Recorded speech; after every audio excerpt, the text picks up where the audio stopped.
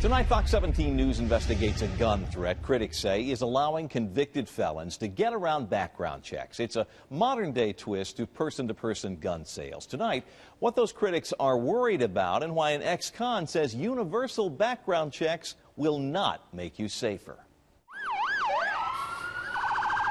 Despite the highest violent crime rate in the country, Tennessee has a long tradition of just saying no to people who apply to buy weapons.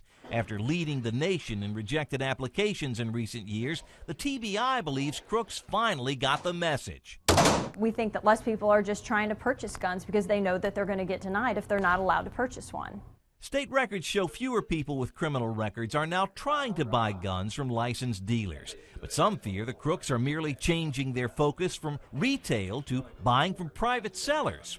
They sell it to someone who is a resident of the same state they're a resident of, and to their knowledge and their ability to check, does not have a criminal record. It's not a forbidden person. Laverne gun shop owner John Arnold explaining a provision of federal law critics believe convicted felons and the mentally ill are using to arm themselves.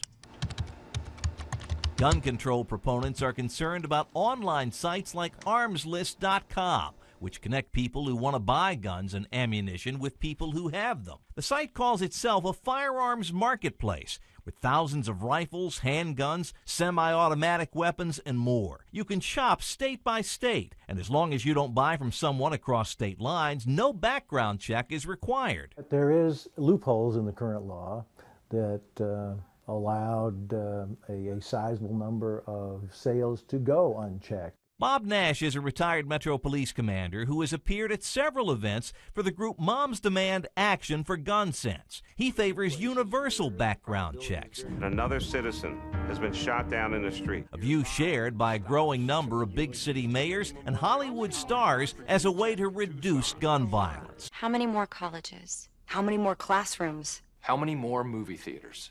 Nobody that I know thinks that by getting rid of this loophole, we're going to do away with all gun violence. This is just one piece of a big puzzle as we go forward. Trying to ban them would be pointless.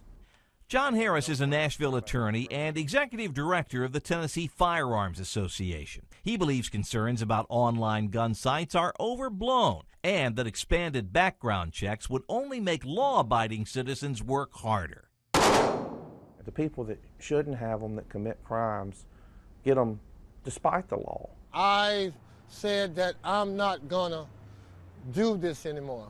James Perkins is one of the people John Harris is talking about. He's a convicted felon who spent the 90s in prison for robbery. The ex-con says expanding background checks is a waste of time. You got too many gun and knife shows. And all I got to do is get my girlfriend to go take care of my business.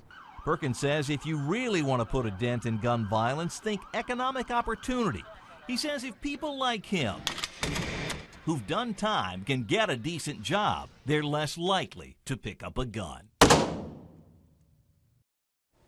Now, recent polls show support for universal background checks, while remains high, is falling. A Gallup poll released in late October shows that Americans are almost evenly split over whether gun laws should be strengthened or remain the same.